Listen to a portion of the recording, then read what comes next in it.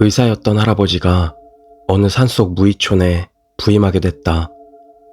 당시 천식으로 고생하고 있던 나는 할아버지의 할머니를 따라 같이 그 마을에 요양을 떠나게 되었다.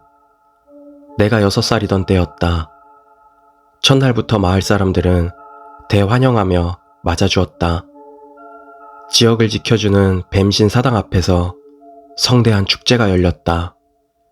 마을 사람들은 신의 가호가 있을 거라며 현관과 뒷문에 큰 방울이 붙은 고에이를 세워주었다.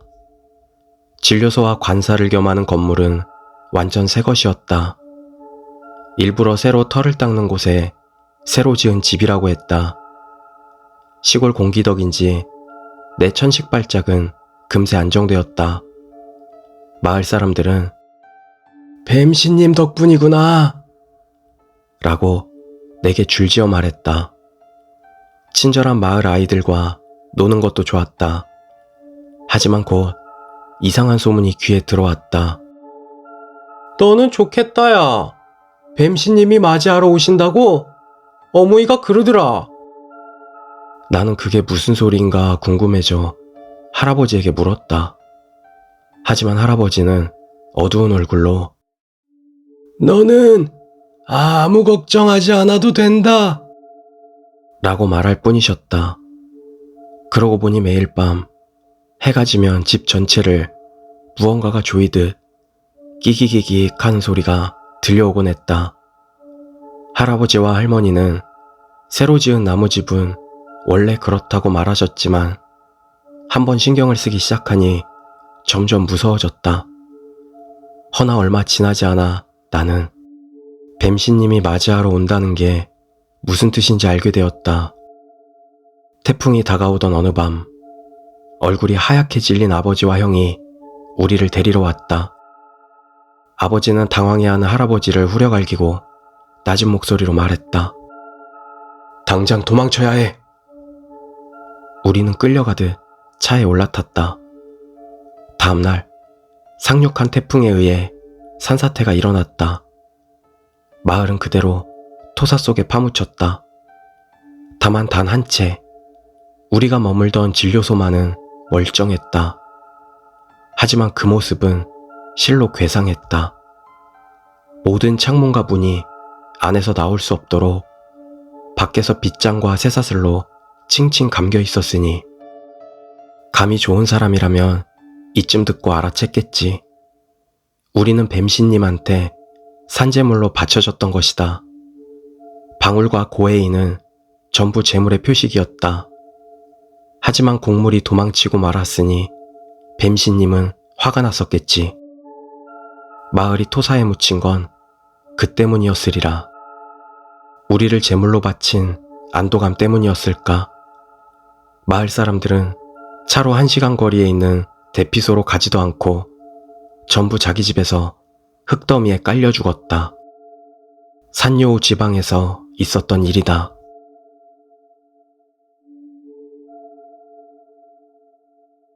두 번째 이야기, 강 너머 전후. 돌아가신 할아버지가 전쟁 도중 체험한 이야기다. 할아버지는 남쪽에서 미군과 전투를 했다는데 운 나쁘게도 열세인 곳에 배치되어 서서히 후퇴하는 나날이 이어졌다고 한다.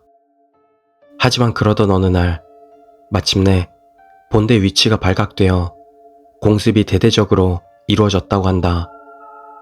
필사적으로 후방을 향해 도망치는 사이 동료들은 하나둘 죽어나갔다. 할아버지도 죽음을 각오하고 이동했지만 하루만 더 가면 안전해질 지점에서 폭탄이 떨어졌단다. 정신을 차리니 아군 진영인지 병사들이 잔뜩 있었다고 한다. 강에서 가까운 공터 같은 곳이었는데 많은 병사들이 뒹굴며 놀고 있어 전장이라고는 믿어지지 않는 분위기였다. 할아버지 근처에 있던 위생병에게 자기네 부대는 괜찮은가 물어봤다. 강가 근처에 있을걸? 강가에 가자 대장은 보이지 않았지만 퇴각 도중 헤어졌던 동료들이 있었다. 제법 친한 녀석들이 보이기에 할아버지는 기뻤지만 3분의 1가량만 있다는 걸 알아차리고 슬퍼졌다. 개중 절친한 동료와 이야기를 나누며 놀고 있는데 강 저편에서 낯익은 동료가 큰 소리로 할아버지를 부르더란다. 아무래도 같은 부대의 A인 듯 했다. 할아버지는 A가 강 저편에 있다는 걸 동료들에게 알렸다. 처음에는 다들 멍하니 강 너머만 바라보더란다. 할아버지 눈에는 확실히 A가 보이는데 다른 사람들에게는 전혀 보이질 않은 듯 했다. 개중 누군가가 "아, 그런가?" 라고 말하더니 다들 할아버지를 떠밀어서 "너는 저 녀석한테 헤엄쳐서 가봐!" 라고 말하더란다. 할아버지는 당황하는 사이 동료들은 할아버지를 강에 내던졌다. 할아버지는 부상자한테 무슨 짓을 하는 건가 싶으면서도 A도 살아남았구나 싶어 기쁜 마음으로 통증을 참으며 헤엄쳐 갔다. 건너편 강가에서 부르는 A의 목소리를 따라가는 사이 갑자기 엄청난 통증이 덮쳐왔다. 악어에게 물리기라도 했나 싶은 순간 할아버지는 자신이 침대 위에 누워있다는 걸 알아차렸다. 아까까지 있던 곳과는 다른 기지 아니었다. 할아버지는 통증을 참으며 위생병에게 어디인지 물었다. 할아버지가 후퇴하려던 곳보다 더 후방의 기지였다. "고생 엄청 했구만. 업고 와준 동료한테 고마워하라고." 할아버지는 더 질문을 하려 했지만 일단 잠이나 자라는 대답이 돌아왔다. 다음날 할아버지가 고통에 신음하고 있는데 A가 찾아왔다. A는 씩 웃으며 "너 어디 숨어서 혼자 뭐 먹기라도 했냐? 무거워 죽는 줄 알았네." 라고 말을 건넸다. 할아버지는 A가 업어다 줬다는 걸 알아차리고 이것도 마른 거라며 웃어넘겼다. 그러는 와중에도 마음에 걸리는 것을 참아 입에 담지 못하고 있자 A가 먼저 입을 열었다. "우리 부대에서는 7명 살았다." 할아버지는 그 강둑에서 만난 사람들 이름을 말해봤지만 전부 살아남지 못했다는 대답만 돌아왔다. 할아버지는 늘 말하곤 했다.